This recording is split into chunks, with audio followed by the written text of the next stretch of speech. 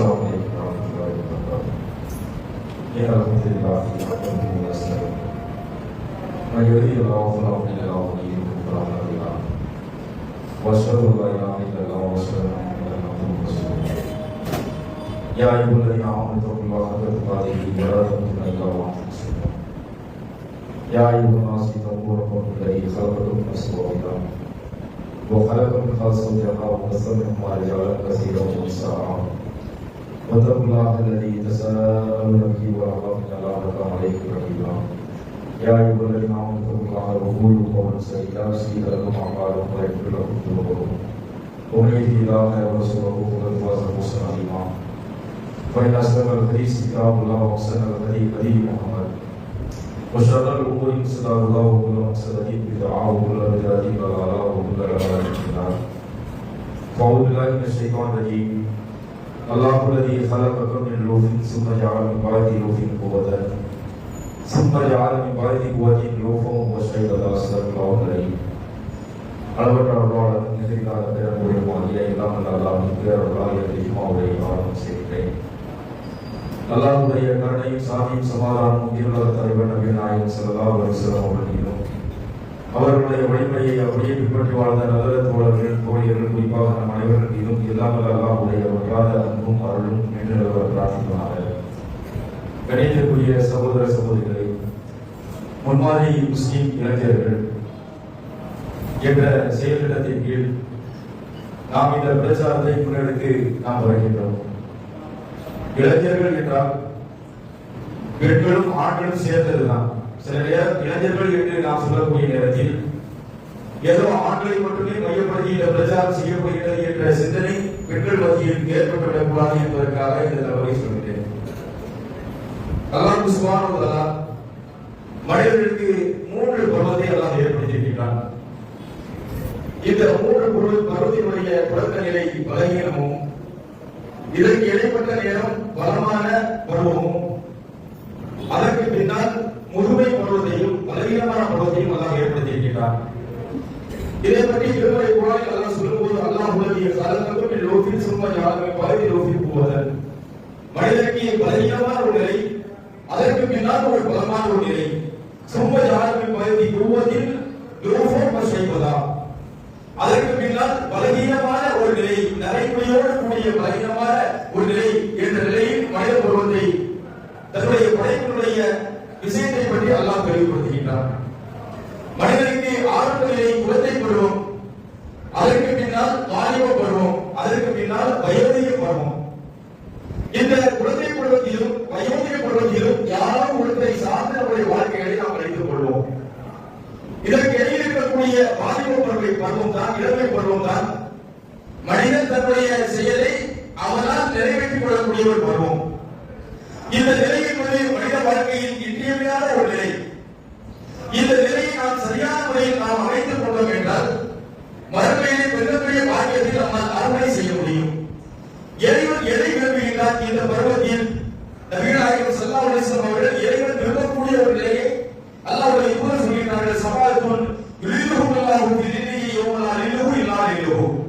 மறுமையில் எந்த நிழலும் இல்லாத ஒரு நேரத்தில் அல்லாஹ் சுப்ஹானஹு வ தஆலா 7 வகையான நபருக்கு தன்னுடைய சிம்மாசனத்தினுடைய நிழலை அவர்களுக்கு வழங்குகின்றார். சூரியன் தலைக்கு அருகாமையில் இருக்கக்கூடிய நிலை, மனிதன் வேர்வையை குளித்துக் கொண்டு இருக்கக்கூடிய நிலை, துர்நாற்றத்தோடு தன்னுடைய நிலையை அந்த சோதனையான காலகட்டத்தில் இறைவனுடைய தீர்ப்பை எதிர்நோக்கி இருக்கக்கூடிய அந்த நிலையில் ஒரு சாராருக்கு அல்லாஹ் நிழலை கொடுக்கின்றார். ஒரு சாப்புன் நஸாபி இவாதத்தி ரப்பிஹி, தன்னுடைய வழிபாடுகளை தன்னுடைய இளமை பருவத்தில் இறைவனுக்காக வழிபாடுகளை செய்த இளைஞர்கள், இந்த தகுதியுடையவர் இளைஞராக இருப்பார் என்று அல்லாஹ்வுடைய தூதர் சொன்னார்கள். முக்கியமான ஒரு நேரம், சோதனையான ஒரு காலகட்டம்.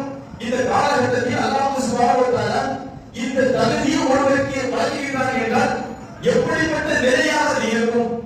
இளமை பருவம் என்பது எப்படிப்பட்ட ஒரு நிலையாக இருந்தது என்றால் அதை இதுபோன்ற தகுதியை அல்லாஹ் சுப்ஹானஹு வ தஆலா அவர்களுக்கு வழங்குவார் என்பதை நாம் இந்த ஹதீஸ் மூலமாக நாம் தெரிந்து கொள்ளலாம். அல்லாஹ் இதுபோன்ற நிலையில் இறைவனுக்காக இந்த உலகத்திலே வாழ்ந்து மரணித்தவர்களுக்கு அரசுடைய நிலையை அல்லாஹ் வழங்குகின்றான். இப்படிப்பட்ட தகுதியுடைய இளைஞர்களாக நாம் இருக்க வேண்டும். மேலும் நாம் இருக்கின்றோமா? நாம் என்றால் நம்முடைய சமூகத்தில் ஒரு காலத்தில் நாம் பார்த்தோம் என்றால் இளைஞர்கள் ஏதோ ஒரு வகையில் சமூக சிந்தனையோடு தன்னுடைய நிலையை அமைத்துக் கொண்டார்கள். ஆனால் இன்றைய காலகட்டம் மிகவும் கவலைக்கு உள்ளாகக்கூடிய வகைகளில் இன்றைய காலகட்டத்தில் இளைஞர்களுடைய நிலை என்பதை நாம் பார்க்கின்றோம். இன்றைய காலகட்டத்தில் இளைஞர்களுடைய நிலை எப்படி செல்கிறது என்ற சில விஷயங்களை நாம் தெரிந்து கொள்வோம். போதைக்கு பயப்பட்டவர்களாக நம்முடைய சமூகத்தில் இளைஞர்கள் இருக்கிறார்கள். போதை என்றால் சாதாரண விஷயமா? ஒரு காலத்தில் மது பழக்கம் தான் போதை என்று நாம் நினைத்துக் கொண்டிருந்தோம். ஆனால் இன்றைய காலகட்டத்தில் போதை என்ற வசி என்பது நம்முடைய வீடு வரை வந்துவிட்டது, வாழ்க்கை அனைவரை வந்துவிட்டது. பெற்றோர்களுக்கு அவர்கள் சார்ந்த சமூகத்தினருக்கு தெரியாமல் உட்கொள்ளக்கூடிய வகைகளில் தன்னுடைய இளமையை நம்முடைய சமூக இளைஞர்கள் கழித்துக் கொண்டிருப்பதை நாம் பார்க்கின்றோம். எந்த அளவிற்கு என்றால் கடந்த சில வருடங்களுக்கு முன்பாக இளைஞர்கள் நடந்த ஒரு சம்பவம். ரமலானுடைய மாதம், அந்த மாதத்திலே நாம் எல்லாம் எந்த சிந்தனையோடு நாம் வளர்க்கப்பட்டோம் என்றால் ரமலானுடைய மாதத்தில் இறைவனை வணங்க வேண்டும், லைலத்துல் கத்ரை நாம் தேட வேண்டும், அதிகமான இபாதத்துகளோடு இறைவனை சந்திக்க வேண்டும். இதுதான் நமக்கு சொல்லப்பட்ட ஒரு பிரச்சாரம்.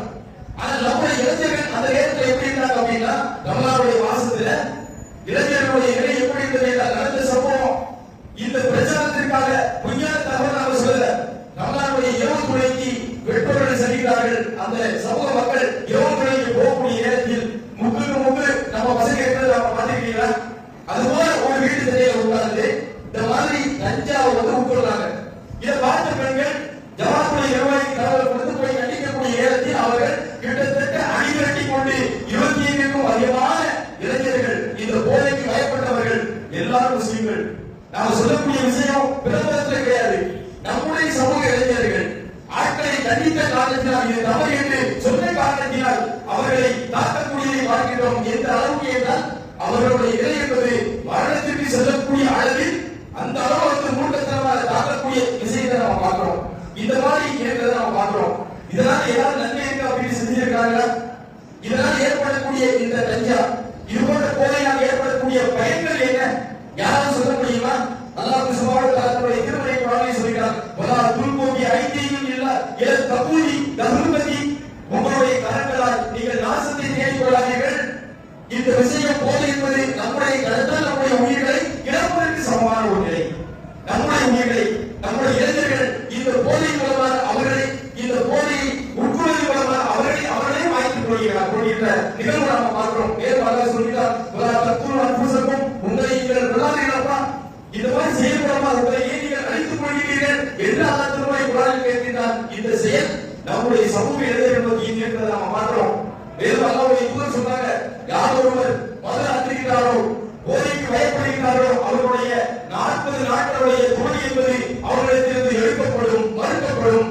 மேலும் அல்லாஹ்வுடைய தூதர் கூறுகிறார்கள், அவர் இறைவனத்தை மன்னிப்பு கோருகிறார், பாவ மன்னிப்பு பெற்று திருந்துகிறார், மீண்டும் தவறு செய்கிறார், அன்போடு தவறை மீண்டும் இறைவனத்தை பாவ மன்னிப்பை பெறுகிறார், மீண்டும் தவறு செய்கிறார். இப்படி 3 தடவை அவர் தவறிலே ஈடுபட்டு அவர் தன்னை மாற்றவில்லை என்றால் நாளை மறுமையிலே அவருக்கு சுற்றிக்கப்படக்கூடிய நரகத்தில் அவருக்கு ரதஹதல் கபால் என்ற மதுவை அவர்களுக்கு வழங்கப்படும் என்று அல்லாஹ்வுடைய தூதர் சொல்றாங்க. தோழர்கள் கேட்கிறார்கள், யா ரசூலல்லாஹ், ரதஹதல் கபால் என்றால் என்ன?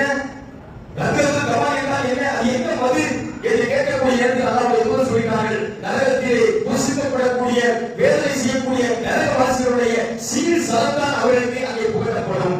எவ்வளவு பெரிய கொடுமை! சாதாரண நம்ம இந்த உலகத்தையும் விளக்கிறார்கள், மரணத்திற்கு பின்னால் வரக்கூடிய மறுபடி வாழ்க்கையை விளக்கிறார்கள். இப்படிப்பட்ட ஒரு மோசமான சூழலில் நம்முடைய இளைஞர்கள் சென்று கொண்டிருக்கிறதை நாம் பார்க்கிறோம். இது மட்டுமா? செல்போன் கலாச்சாரம், பல விஷயங்கள் மதுவை சொல்லிட்டே போல கை கிடையாது. செல்போன் கலாச்சாரம், செல்போன் கலாச்சாரத்தில் சீர்திருத்தங்களை நம்ம பார்த்தோம் அப்படின்னா, ஆன்லைன்ல வந்து சூதாட்டம், லம்பி போன்ற விளையாட்டுகள். இந்த சூதாட்டத்தினால் சமூகத்தில் ஏற்பட்டிருக்கக்கூடிய பிரளயங்கள் யாருக்காவது தெரியுதா? போதையில் இருக்கக்கூடிய நேரத்தில் அறிவு வழங்கப்படுகிறது. சமூகத்தில் நடக்கக்கூடிய இழப்புகளை அவர்கள் அறிவு உட்படுவதில்லை.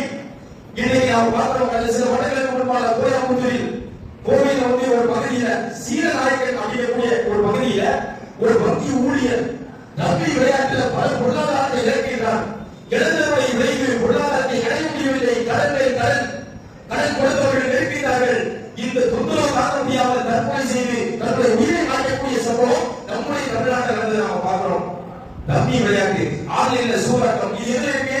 செல்போன் இருக்கிறத நம்ம பார்க்கிறோம்.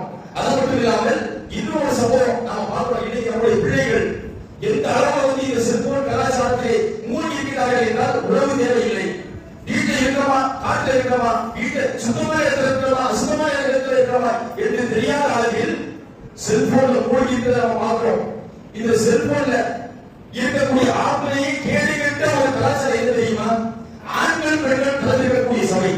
பேஸ்புக்ல ஆண்கள் பெண்கள் கலந்திருக்கிறாங்க, ட்விட்டர்ல ஆண்கள் பெண்கள் கலந்திருக்கிறார்கள், இன்ஸ்டாகிராம் அப்படிங்கக்கூடிய ஒரு விஷயம். ஆண்கள் பெண்கள் நம்முடைய பெற்றோர்கள் மனதில் கை வைத்து நம்முடைய பிள்ளைகள் ஒரு ஆணும் பெண்ணும் சரிசமமாக வளர்க்க நாம் விரும்புவோமா? பெற்றோர்களாக இருக்கக்கூடிய நாம் ஒவ்வொருவரும் நாம் எண்ணிக்கொள்ள வேண்டும். இளைஞர்களாக இருக்கக்கூடிய நாம் ஏதோ ஒரு வகையில வந்து இந்த அப்ளிகேஷனுக்கு அடிக்டாக போதை வைப்பட்டு இருக்கிறத நாம் பார்க்கிறோம். ஆண்கள் பெண்கள் எந்த அளவுல போகுது அப்படின்னா இரவு நேரத்துல தனிமையில இருவரும் உரையாடக்கூடிய வகைகள். இரவு நேரத்துல என்ன உரையாடல்? நீங்க வந்து ஏதாவது ஒரு பிசினஸ் பண்றீங்களா, இல்ல உலகத்தை இன்னைக்கு பாடுறீங்களா, உலக தேவைக்காக நீங்க பேசுறீங்களா? ஆண்கள் பெண்கள் கலந்திருக்கக்கூடிய அந்த இடத்தில் மூன்றாவது சைத்தான் இருக்கிறார் என்று அல்லாஹ் இப்போது சொன்னாங்க. நாம நம்முடைய பெற்றோராக இருக்கக்கூடிய நம்முடைய பிள்ளைகளை இரண்டு ஆண்கள் பெண்கள், இளைஞர்கள் இளைஞர்கள் இருவர்களும் தனியா சந்திக்க விடுவோமா? அந்நிய ஆண்களோட இரவு நேரத்தை சந்திக்க விடுவோமா? இப்படிப்பட்ட ஒரு கேடுகட்ட கலாச்சாரத்தை இது போன்ற செல்போன் சீரழிவுகளை ஏற்படுத்துவதை நாம் பார்க்கிறோம். இது மட்டும் இல்லாமல் ஒழுக்கமின்மை எந்த அளவு அப்படின்னா ஒழுக்க சீர்கேடுகள் சில பகுதிகளுக்கு நாம இந்த பிரச்சாரத்தை செய்வதற்காக ஒவ்வொரு நபரையும் சந்திப்பதற்காக நாம் செல்கிறோம். கண்ணியத்திற்குரிய தாய்மார்களை, பெரியோர்களை நாம் கொஞ்சம் ஆழ்ந்து கவலையோடு கேளுங்க. செல்லக்கூடிய நேரத்தில் நம்முடைய பிள்ளைகள் நம்முடைய பெற்றோர்கள் என்ன செய்ய தெரியுமா? பிள்ளைகளுக்கு தேவையான உணவு கொடுக்கிறது, உடைய கொடுக்கிறது, கேட்கறது எல்லாமே நம்ம கொடுத்துருவோம். கொடுத்துட்டு ஈமான மட்டும் கொடுக்கிறதுக்கு நம்ம பின்வாங்கிடுவோம். ஈமான கொடுக்காதனுடைய விளைவு என்ன சீர்கேட்ட வரைக்கு நம்முடைய சமூகம் செல்லுது. வெளியூர்ல சொல்ல கடைகளோடு நாம் சொல்லிக்கிறோம். கடைகளோட ஒரு பகுதியில இந்த லாபம் படிக்க நம்ம போகக்கூடிய நேரத்தில் சிறார்கள் கிட்டத்தட்ட ஒரு 10ஆம் கிளாஸுக்கு மேல படிக்கக்கூடிய பசங்க போகக்கூடிய நேரத்துல வந்து தவறான கேள்வி கேட்ட படங்களை பார்க்கக்கூடிய நம்ம பார்க்கிறோம். பிரச்சனைக்கு போகக்கூடிய நேரத்துல இருட்டு நேரத்துல ஒளி தெரியல என்னாச்சு போய் அவங்களுக்கு பிரச்சனை பண்ணணும் அப்படின்னு போகக்கூடிய நேரத்துல தப்பான படங்கள். கண்ணியத்திற்குரிய தாய்மார்கள் நாம இந்த விஷயத்துல கொஞ்சம் நாம நம்மை எச்சரிக்கையாக நாம் இருக்க வேண்டும். சமகால இளைஞர்கள் வளரக்கூடிய இளைஞர்களுடைய நிலை எப்படி செல்கிறது என்றால் தன்னுடைய இளமையை துளைக்கக்கூடிய வகைகளில் அவர்களுடைய செயல்பாடு சென்று கொண்டிருக்கிறத நாம பார்க்கிறோம். சமீபத்தில் சில மாதங்களுக்கு முன்னால திருச்சியில ஒரு சம்பவம் பத்திரிகையில வந்த செய்தி.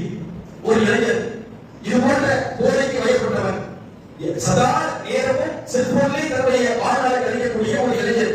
பெற்றோர்கள் பார்க்கிறாங்க, இவருடைய பழக்கத்தை மாற்ற முடியல. அவங்க ஒரு முடிவு செய்யறாங்க, இவருக்கு திருமணம் முடிச்சு வச்சாமல் மாறுவாங்க அப்படின்ட்டு திருமணம் முடிக்கிறதுக்கு ஒருத்தர் பேசப்படுது. திருமண வயதை கடந்து சென்று மறுக்கிறார். திருமணத்துக்கு வேண்டாம் வேண்டாம் வேண்டாம் அப்படின்ட்டு பெற்றோர்கள் உயரக்கூடிய நேரத்தை வந்து மறுக்கிறார். இப்ப பெற்றோர்கள் என்ன செய்யறாங்க அப்படின்னா இவருக்கு கஷ்டப்பட்டு திருமணம் முடிச்சு வச்சிருவோம் அப்படின்ட்டு திருமண ஒப்பந்தம் பேசப்படுது. இவன் மறுத்தவன் கடைசியா ஒரு லெட்டர் எழுதி வச்சுட்டு அவன் வந்து என்ன செய்யறான் அப்படின்னா தூக்கிட்டு தற்கொலை செய்கிறான். இப்ப சில மாதங்களுக்கு முன்பாக திருச்சியில் நடந்த சம்பவம். இது காவல்துறை விசாரணையில என்ன தெரியும் அப்படின்னா அவர் போதைக்கு வயப்பட்டவர்கள் மட்டும் இல்லாமல் அனுதினமும் செல்போனில் இருந்து தவறான காட்சிகளின் மூலமாக தன்னுடைய ஆன்மீகத்தை இழந்து குடும்பத்திற்கு தகுதியற்ற நிலையில் சென்ற காரணத்தினால் இந்த பலவீனத்தை தன்னுடைய பெற்றோர்களுக்கு கூறுவதற்கு மனமில்லாமல் தன்னுடைய வாழ்க்கையை மாற்றிவிட்டான் அப்படின்ட்டு சாட்சியில வந்து போலீஸ் விசாரணையில தெரிய வரக்கூடிய சம்பவத்தை நாம பார்க்கிறோம். நம்முடைய பிள்ளைகள் எதுவாக இருக்கிறாங்க யோசிச்சிருக்கா? நம்முடைய பிள்ளைகளுக்கு கேட்டதை நாம வாங்கி கொடுக்கிறோம். ஆனா நம்முடைய பிள்ளைகளை ஏதாவது ஒரு வகையில கண்காணிக்கிறோமா? பிள்ளைகளுடைய தூக்கத்தை இழந்து முழுவதுமாக தன்னுடைய நேரத்தை இந்த செல்போனிலேயே கழிக்கிறார்கள் என்றால் அவருடைய வயது குறைகிறது, விரைவாக முதுமை பருவத்தை அடைகிறார்கள் என்று மருத்துவ அறிக்கையை கொடுக்கக்கூடிய வகைகளை வந்து சரியான தூக்கமில்லை என்றால் அவர் தன்னுடைய அறிவை இழக்கின்றான், தன்னுடைய வயதை இழக்கின்றான், விரைவாக முதுமை பருவத்தை அடைக்கின்றான், இறுதியில் விரைவாக மரணத்தை தழுவுகிறார் என்று சொல்லக்கூடிய வகைகளில் தூக்கம் இன்றியமையாத ஒரு விஷயம். தூக்கத்தை இழந்து செல்போன் நபிகள் ஸல்லல்லாஹு அலைஹி வஸல்லம் சொல்றாங்க, ஒரு இன்னலி ஐனிக்கு அலைக்க ஹக்கா, ஒவ்வொருவருக்கும் தன்னுடைய உள்ளுக்கு செய்யக்கூடிய கடமை இருக்கிறது, அவருடைய கண்ணுக்கு செய்யக்கூடிய கடமையும் இருக்கிறது. நாளை மறுமை நாளில் அல்லாஹ் விசாரிப்பான். சரியான முறையில் தூங்கியா, நல்ல பார்வையை பார்த்தியா, சரியான காட்சிகளை கண்டியா அப்படின்னு நாளை மறுமை நாளில் அல்லாஹ் விசாரிப்பான். மேலும் நபிகள் ஸல்லல்லாஹு அலைஹி வஸல்லம் சொல்றாங்க, குடிபாலை இப்னு ஆதம நசீபுன் பேசினா, அவருடைய மகனுக்கு அவருடைய ஒவ்வொரு விஷயத்திலும் விபச்சாரத்துடைய பங்கு எழுதப்படுகிறது என்று சொல்லிவிட்டு அல்லாஹ்வுடைய தூதர் சொன்னாங்க, பல் ஐனின் சிரத்து கடல், அவருடைய கண் செய்யக்கூடிய விபச்சாரம் தவறான பார்வை பார்ப்பது, அவருடைய கை செய்யக்கூடிய விபச்சாரம் தவறான விஷயத்தை பற்றி பிடிப்பது, அவருடைய கால் செய்யக்கூடிய விபச்சாரம் தவறான விஷயத்தை நோக்கி நடப்பது, அவருடைய மறுபொறுப்பு அந்த பொறுப்பு அதை உண்மைப்படுத்துகிறது அல்லது பொய்மைப்படுத்துகிறது என்று நபிகள் நாயகம் ஸல்லல்லாஹு அலைஹி வஸல்லம் அவங்க சொல்றாங்க. அவருடைய கண்ணியத்திற்குரியவர்களே, இந்த செயலில் நம்முடைய சமூகம் அதர பாதாளத்தில் இருக்குது. யோசிக்கிறோமா? நாம இடையே சிந்திச்சிருக்கிறோமா? இன்றைக்கு சமீபத்தில் நம்முடைய ஜமாத் சார்பாக 2022 இந்த செயல்நிலையத்தை கொண்டு வந்து ஒரு பிரச்சாரத்தை முன்னெடுத்தோம். ஒரு குறிப்பிட்ட இளைஞர்கள் மத்தியில நம்மால் இந்த பிரச்சாரத்தை கொண்டு போய் சேர்க்க முடியுது. ஆனால் இன்னைக்கு திரும்பவும் இந்த பிரச்சாரத்தை நாம் முன்னெடுப்பதற்கான காரணம் என்ன தெரியுமா? மேலும் இந்த தவறு என்பது சமூகத்தில் புறையோடி கிடக்கிறது. எந்த அளவு அப்படின்னா, இந்த போதை மட்டும் இல்லாமல் சில அரசியல்வாதிகள் பின்னால் போதை நாம் பார்க்கிறோம், சில நடிகர்கள் பின்னால் போதை பார்க்கிறோம். இவர்கள் கதாநாயகர்கள், எங்களுடைய விடமானவர்கள். அரசியல்வாதி பின்னால் ஏப்பா போல? உலகத்தில் வந்து அரசியல் சூழல் சரியில்லை, முஸ்லிம்கள் தாக்கப்படுகிறார்கள், முஸ்லிம்களுக்கு உணவளிக்கக்கூடியவர்கள் பின்னால் நாம் செல்ல வேண்டும். ஓட்டு போடு, அவங்க பின்னால் செல்ல வேண்டிய என்ன தேவை இருக்குது? அவர் வாழ்க்கை இவர் வாழ்க, அவர் வாழட்டும் இவர் வாழட்டும், தட்டோடு ஒரு காலத்துல இருந்துச்சு. அதையெல்லாம் பெற்று இந்த ஏகத்துவத்திற்கு பின்னால் வந்த சமூகத்தில் தான் அரசியல் நோக்கி செல்லக்கூடிய பாதை பார்க்கிறோம். அரசியல்வாதிகள் பின்னால் போக வேண்டிய தேவை என்ன இருக்கு? நாம் இங்க இந்த விஷயத்தை முழுவதுமாக நிராகரிப்பதற்கான காரணம் என்ன தெரியுமா? சமூகத்தில் நீ எதிர்நோக்கக்கூடிய பின்விளைவை விட, சமூகத்தில் ஒரு முஸ்லிம்கள் சந்திக்கக்கூடிய இழப்பை விட, நாளை மரணத்திற்கு பின்னால் அவன் இழக்கக்கூடிய இழப்பு என்பது ஈடு செய்ய முடியாத இழப்பு. உலகத்தில் ஒருவன் கண்ணை இழந்தான் என்றால், உலகத்தில் குறிப்பிட்ட காலத்திற்கு பின்னால் அவருக்கு மரணம் என்ற ஒரு தீர்வு அவருக்கு கிடைக்கின்றது. உலகத்தில் ஒருவன் வாழ்வாதாரத்தை இழந்தான் என்றால், அவருக்கு மரணம் என்ற ஒரு நிலைக்கு பின்னால் அவருக்கு ஒரு ரிலாக்ஸ் கிடைக்கிறது.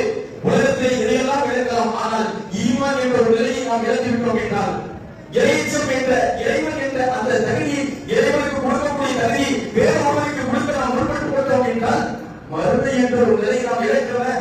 மரணத்திற்கு பின்னால் வரக்கூடிய வாழ்க்கை என்பது மிக மோசமான ஒரு நிலை என்பதை நாம் புரிந்து கொள்ள வேண்டும். நபிகள் நாயகம் ஸல்லல்லாஹு அலைஹி வஸல்லம் அவர்கள் இதைத்தான் நம்மிடத்தில் மிக அழுத்தம் திருத்தமாக எச்சரிக்கை செய்கிறார்கள்.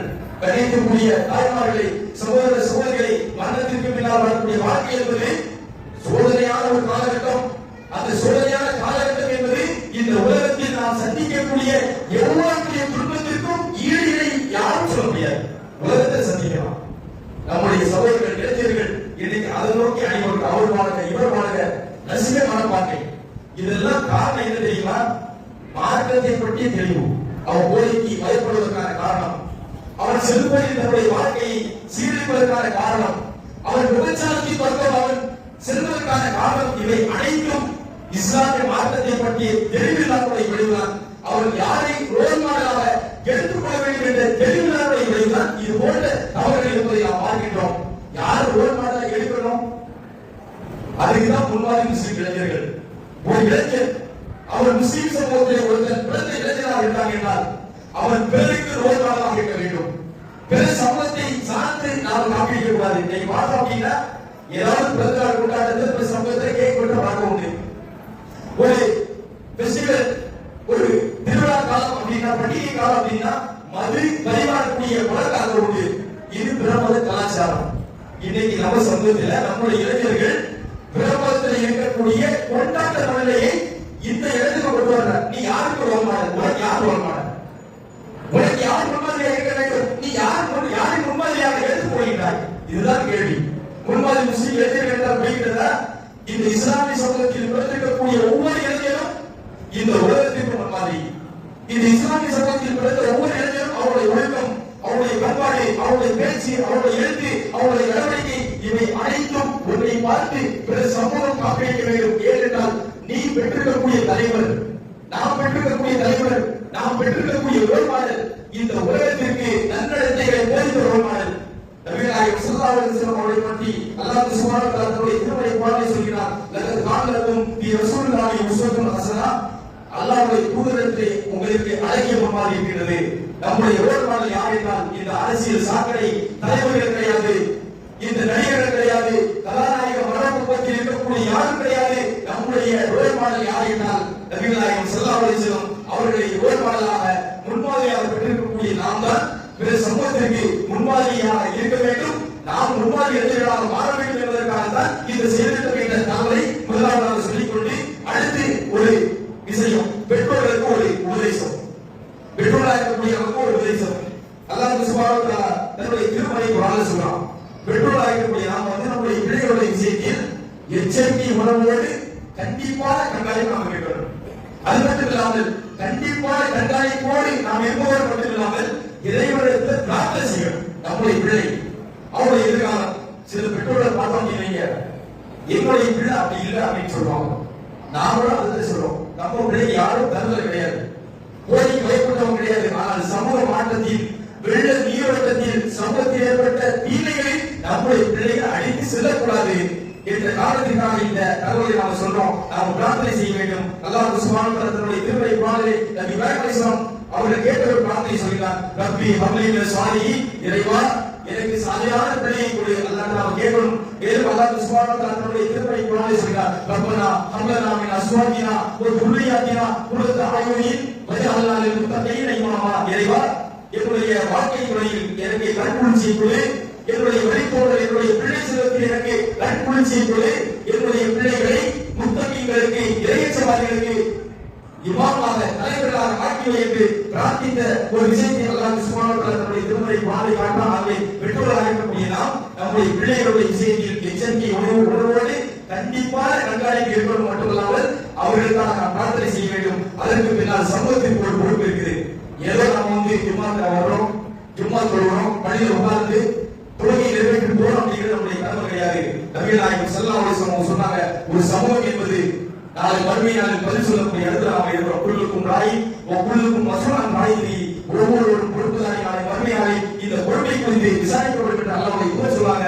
ஒரு தவறு நடக்க கண்டால் அந்த தவறை நீங்கள் கரத்தால் தடுக்க வேண்டும். அவ்வாறு இயலவில்லை என்றால் நாவால் தடுக்க வேண்டும். அவ்வாறு இயலவில்லை என்றால் மனதால் ஒதுக்க வேண்டும் என்று அல்லாஹ்வுடைய தூதர் காட்டியிருக்கிறார்கள். இந்த தீமைகள் நடக்கக்கூடிய நம்முடைய சமூகத்தில் நாம் களத்தில் இறங்கி இருந்தால், நம்முடைய பிள்ளைகளாக இருந்தால், நம்முடைய உறவினர்களாக இருந்தால், நாம் யாரையெல்லாம் தகுதியுடையவர்களாக கண்டிப்பதற்கு தகுதியானவர்களாக இருக்கிறோம் அவர்களை களத்தால் தடுப்பதற்கு நாம் முயற்சி செய்வோம். சமூகத்தில் இந்த தீமை உடையோடு இருக்கக்கூடிய காரணத்தினால் நம்முடைய நாவலால் பிரச்சாரத்தின் மூலமாக, இறைத்தூதருடைய வார்த்தைகளின் மூலமாக, திருமறை குர்ஆனின் மூலமாக தடுக்கக்கூடிய பொறுப்பு நாம இருக்குது. சமூக பொறுப்பை ஏற்றிருக்கக்கூடிய நாம் சில நேரங்களில் நமக்கு சிந்தனை நாயகை ஏற்றிருக்கிறார். நீங்க விரும்புகிறாங்க பார்த்தாலும் நம் மீது சுமத்தப்பட்ட கடமை என்பதை நாம் புரிந்து சமூகத்தில் இருக்கக்கூடிய நாம் இந்த நல்ல சமூகத்தை நாம் உருவாக்குவதற்கு நாம் தவறிவிட்டோம் என்றால் எதிர்கால சந்ததி இந்த இஸ்லாமிய மார்க்கத்தில் நிலைத்திருக்குமா என்று சந்தேகிக்கக்கூடிய வகைகளில் இன்றைய கால சூழல் சென்றிருக்கின்றது. அவை கணிக்கக்கூடிய தாய்மார்களே, சகோதர சகோதரிகளை, இந்த அடிப்படையை நாம் புரிந்துதான் முன்மாதிரி முஸ்லிம் இளைஞர்கள் என்ற இந்த செயல் திட்டத்தை தமிழ்நாடு பௌதிகமா சார்பாக நாம் அறிவிக்கின்றோம். இந்த செயல் திட்டம் உயிரோட்டம் கொடுக்கக்கூடிய காலமெல்லாம் நம்முடைய குடும்பம் சீர்பெறும், தனிமனித வாழ்க்கை மேம்படும். இந்த சமூகத்தில் அல்லாஹ்வுடைய தூதரை ஏற்று நடக்கக்கூடிய நேரத்தில் எந்த பிரச்சனையாக இருந்தாலும் இலவான முறையில் நிறுவனக்கூடிய மனதையும் நமக்கு வளரும். அப்படிப்பட்ட சிந்தனை உள்ளவர்களாக அல்லாஹ் சுப்ஹானஹு வ தஆலா உங்களையும் என்னையும் ஆக்கி அருள் புரிய வேண்டும் என்று பிரார்த்தித்து நிறைவு செய்கிறேன். வாஹித் தஅவானா அல்ஹம்துலில்லாஹி ரப்பில் ஆலமீன். அஸ்ஸலாமு அலைக்கும் வ ரஹ்மத்துல்லாஹி வ பரகாத்துஹு.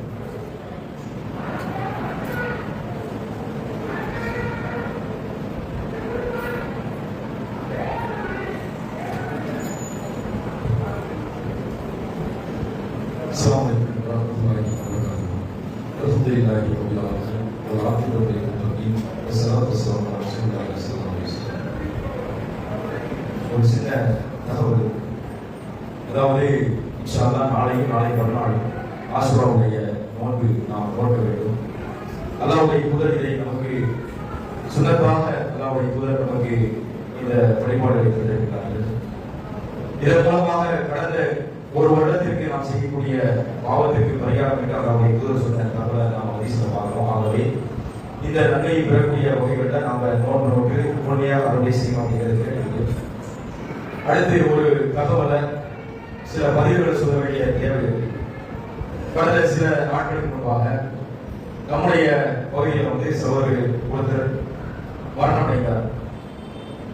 பொதுவாக தமிழ்நாடு தௌஹீத் ஜமாத்துடைய நிலை என்னவென்றால், ஒரு மனிதன் ஒரு முஸ்லீம் இன்னொரு முஸ்லீமுக்கு செய்யக்கூடிய அடிப்படை கடமைகள் வந்து முக்கியமான ஒரு விஷயம், ஒரு ஏகத்துவவாதியாக தன்னுடைய நிலையை இந்த உலகத்தில் யார் அமைத்துக் கொண்டாலும் அவருடைய ஜனாசாவை பின்தொடர்ந்து செல்வது கடமை.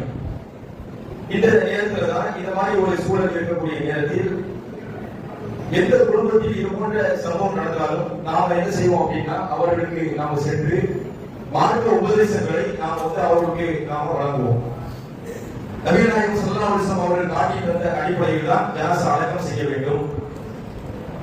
இது மட்டும் இல்லாமல் யாரோடு அவருடைய நல்லிணக்கத்திற்கு குறைந்தது 40 ஏகத்துவவாதிகள் அவருக்காக பிரார்த்தனை செய்தார்கள் என்றால் அவருடைய பாவங்கள் மன்னிக்கப்படும் என்ற அடிப்படையில நாம் வந்து இந்த தாவாவை நாம் செய்வது உண்டு.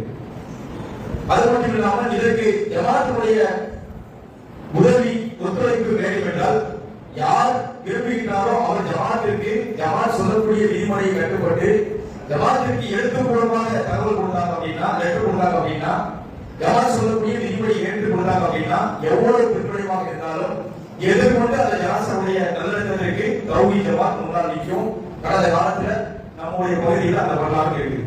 இந்த அடிப்படையில் தான் ஒரு சகோதரர், ஒரு வேலை சார்ந்த ஒரு சகோதரர் வந்து ஒப்பாதார விஷயத்தில் வந்து அவர்களுடைய குடும்பத்தினர், அவர்களுடைய சகோதரர்கள் நம்முடைய ஜமாத்தை அணுகினார்கள்.